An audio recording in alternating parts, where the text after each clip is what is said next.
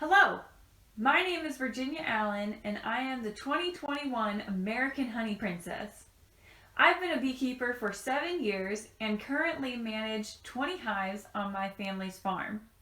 I'm originally from Texas, but as a national spokesperson for the American Beekeeping Federation, I travel from coast to coast teaching people like you about the importance of honeybee pollination.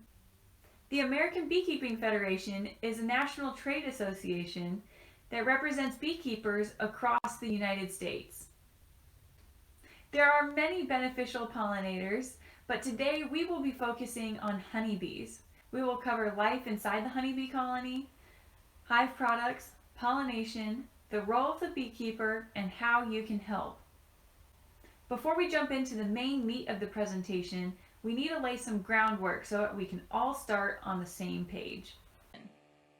There are many different breeds of honeybees, such as Italian, Carniolan, and Africanized, but all produce honey. Africanized bees, while they are more defensive, they are great honey producers, so beekeepers have learned how to work with them. All honeybees are vital because of their role in pollination.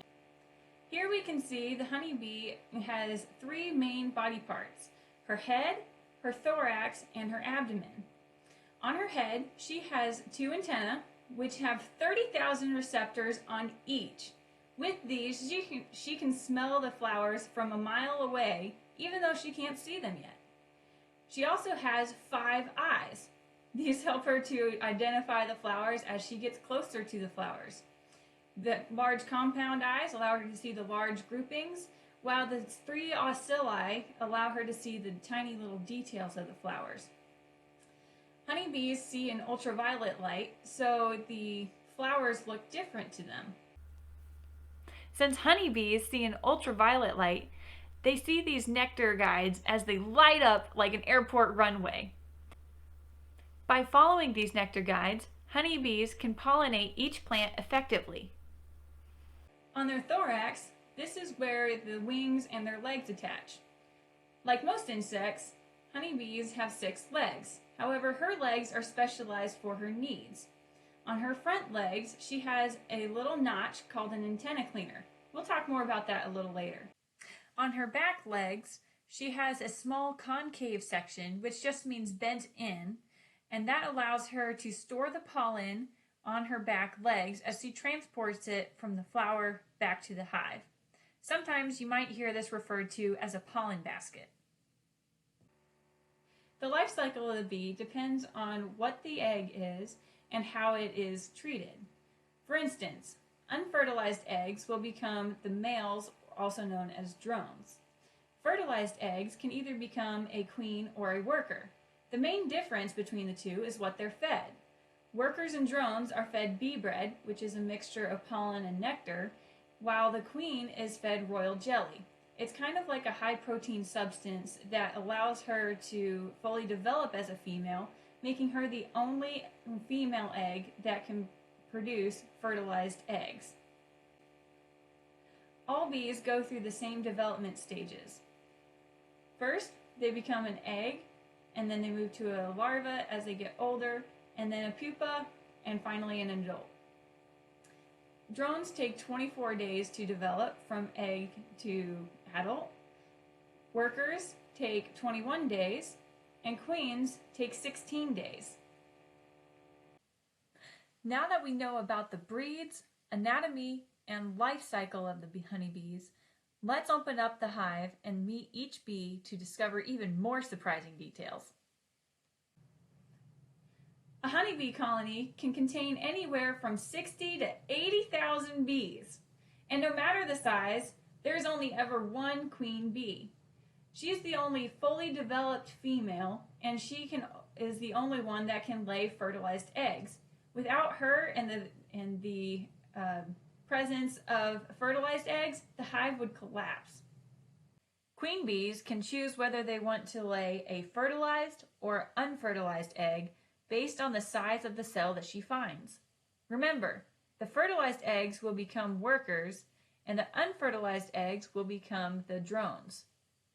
If the queen's pheromone is missing or is weak because she is old, the worker bees will also start laying eggs. Since the workers have never been mated, their eggs will all be unfertilized, producing a lot of drones. Workers cannot control their eggs as well as the queen, so they will also lay many eggs in one cell. The overabundance of drone cells and multiple eggs in each cell will quickly indicate to the beekeeper that there's a problem with the queen bee. The queen also has a special pheromone that keeps the hive calm.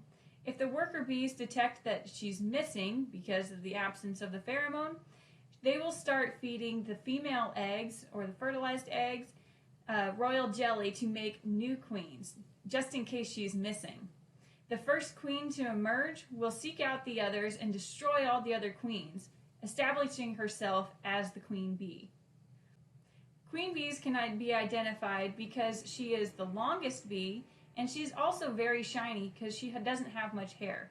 Sometimes beekeepers may put a small paint dot on her so that way we can find her in amongst the entire colony. The drones are the males of the hive. Their only job is to mate with the queen. They don't even have stingers, so they can't help defend the hive from predators. Since they don't contribute to the workforce of the hive, they get kicked out in the wintertime when flowers are scarce and food stores run low. In a colony of thousands of honeybees, there are only a couple hundred drones. They can be identified because they are wider and have more hair than regular worker bees. Here's a quick chart to show the size comparison of the honeybees. Notice that the queen is the longest bee, the drone is the widest, and the workers are rather small. Last but not least are the worker bees. These bees, as their name implies, do all the work. They make up the majority of the hive and are all female. Worker bees live about 4 to 6 weeks. They also have hair all over their body, which helps with pollination, and we'll get into that a little bit later. The worker bee's jobs correlate to her age. The older she is, the more responsibility she gets. From day one, she's tasked with cleaning her room, which is cleaning out the cells, taking out the trash, which might be dead bees or chunks of wax. One time, I was going through my hive doing a routine hive inspection when all of a sudden a leaf dropped out of this tree and fell into my hive. Suddenly, 2 bees came out grasping both ends of the leaf and they flew off in a whirl. I was so surprised to see how quickly the bees were to get on that leaf and take it out of the hive to keep their hive nice and clean. The next job that she'll do is she will feed the baby bees, the brood, also known as larvae. Remember, worker bees and drones get fed bee bread, which is pollen and nectar, while the queen bees get fed royal jelly. As she gets older, she will become a queen attendant. Remember, the queen is so busy laying 2,000 eggs a day that she doesn't even have time to feed or groom herself. This is all left up to the worker bees. The worker bees will groom her, feed her, and even find clean cells for her to lay in. They make sure that she has everything that she needs. As a house bee, she makes the comb structure from beeswax, which the bees make, and then she will add the nectar and pollen that the foragers bring in to these cells as a storage system. This is the bees' pantry. They also store their larvae into this cell system as well. Notice on the bottom picture, there are many different colors of pollen. This hive has a good diversity of food for their diet. At the front of the hive, guard bees stand guard to protect the hive against intruders, such as wasps and mice. Honeybees don't want to sting because their stinger gets ripped out of them when they fly away. However, they are willing to die if it will protect the colony. If you ever get stung, remember the 1-finger rule. Just take your fingernail and scratch out the stinger. That's all you need to do. If a honeybee comes flying around and you're at a picnic or something, she might think you look or smell like a flower. Just stay calm and she'll leave soon enough. Black bears are a common predator of beehives along the East Coast, West Coast, in the Rocky Mountains, and in parts of Alaska. In these areas, beekeepers will often use electric fences to deter the bears. However, bears are really smart. Once they have found a hive's location and taste the honey, they will keep coming back despite the obstacles. Some black bears will climb nearby trees, crawl out on low-hanging branches, and drop straight into the apiary. Skunks are also a predator of the beehive. Skunks are nocturnal and will scratch on the front entrance of the beehive to disturb the bees. As the guard bees come out to investigate the noise, the skunk will turn around and lay her hairy tail on the bee's front porch for the bees to walk out onto. Once the skunk has trapped some bees on her hairy tail, she will pick them off and eat them. One skunk can easily empty an entire colony of honeybees in just one night. Beekeepers may notice a sudden decrease of honeybee population and scratch marks on the front entrance. To discourage this predator, beekeepers may place baled wire fencing or carpet tack at the front entrance. Last but not least are the forager bees. These bees are collecting the food for the hive. They collect both pollen as their protein and nectar as their carbohydrate resource. The foragers transport pollen on their back legs in that concave section in their pollen baskets. Then for the nectar, they add enzymes and dehydrate it in order to make honey. Back at the hive, they'll deposit the nectar into the cells and cap it over with a thin layer of wax once it's thick enough. Now that your mouth is watering, let's talk about the products of the hive. As of 2019, North Dakota is the largest producer of honey in the U.S., producing over 34 million pounds of honey. Honey can be eaten straight out of the hive and doesn't need any processing. Honey is made from the nectar of the flowers that the bees dehydrate and add the enzymes to. There are over 300 unique varieties of honey. Here in Arkansas, the most popular honeys are both pumpkin and white clover. Honey never spoils. Even if it crystallizes, that doesn't mean it went bad. Crystallization is honey's way of preserving itself. If you want to re-liquefy your honey, simply put it into a warm water bath and let it slowly warm up. There's a quick step-by-step video on our YouTube channel called American Honey Queen. There you can also find many different uses of honey, including facial masks and also wound care.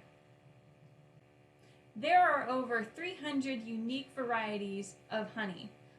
It all depends on what flowers the bees gather from. If you want to find honey near you and expand your horizons, look at honeylocator.com for honey near you. There are many different forms that you can buy honey in. You can either do pure liquid honey or you can do straight comb honey. Comb honey is honey still in the wax combs, just as the bees made it. You can actually eat the wax too. Chewing on the wax can help get into the deep crevices of your teeth and pick out the food that might be left behind. Liquid honey has minimal processing. The filters that we use simply strain out the large chunks of beeswax that are knocked loose as a result of the extraction process. When buying honey from the store, check the label. It should be clearly marked as honey, and honey should be the only ingredient, nothing else added. While there is no federal definition of what raw honey is, the National Honey Board defines it as honey as it exists in the hive or by extraction by either straining or filtering the honey. This definition does not have any legal authority, but it is provided to help understand what honey is.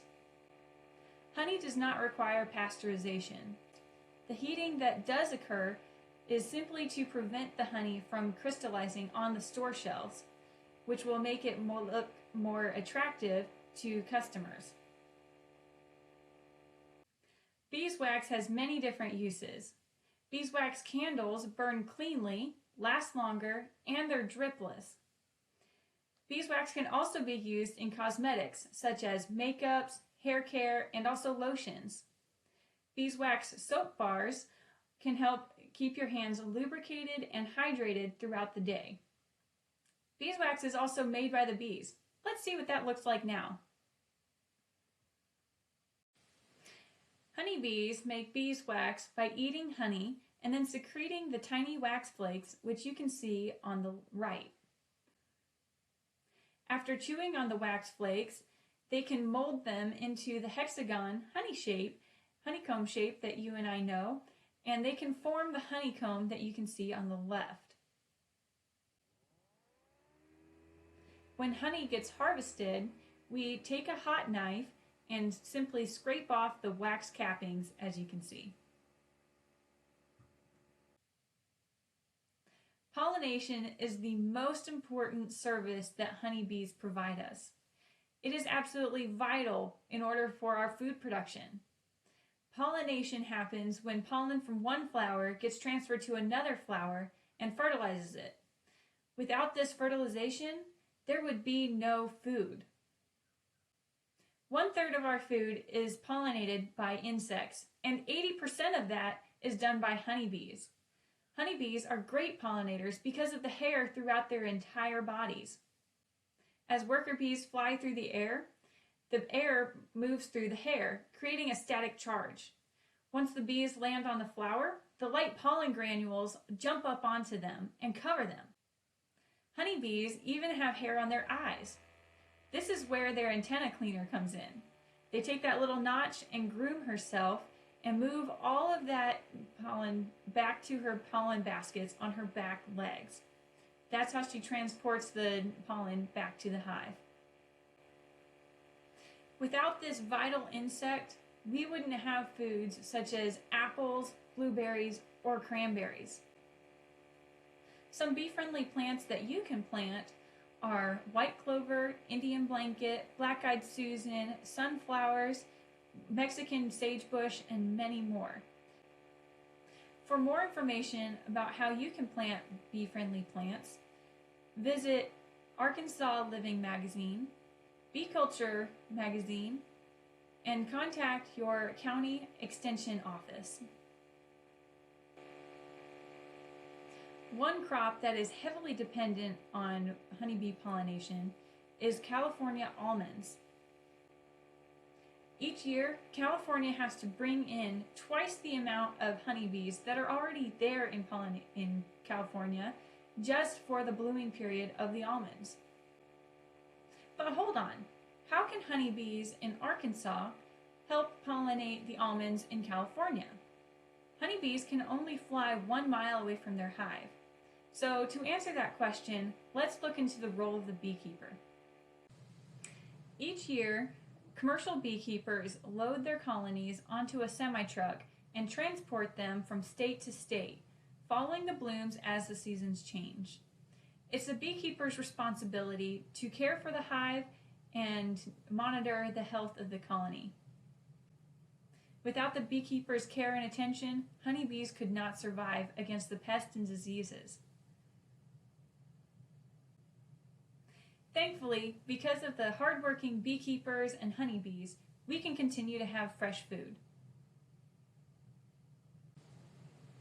You can help by planting flowers and contacting your county extension office. They can help you learn a little bit more about the plants that can grow and reproduce in your area that are bee friendly. Whether you're in a city lot or out in the country, there's something you can do. Let's summarize what we've learned today. We learned about the 3 types of bees, the queen, the worker, and the drone. We've learned about hive products from the hive, such as honey and beeswax. If you want to learn more uses for hive products, check out our YouTube channel at American Honey Queen. We also learned about the vital role that honeybees play in pollination and how that helps to produce our food year after year. We also talked about the role of the beekeeper and how beekeepers transport bees from state to state following the blooms. Lastly, we learned a little bit about how you can help by planting flowers and contacting your local county extension office. Thank you for inviting me here today. It's been a pleasure speaking with you about the different benefits of pollination and how honeybees help produce our food. If you have any questions, feel free to reach out on our website at buzzingacrossamerica.com under the Questions tab. Be sure to like our Facebook page to keep up with our activity as well. Thank you and take care.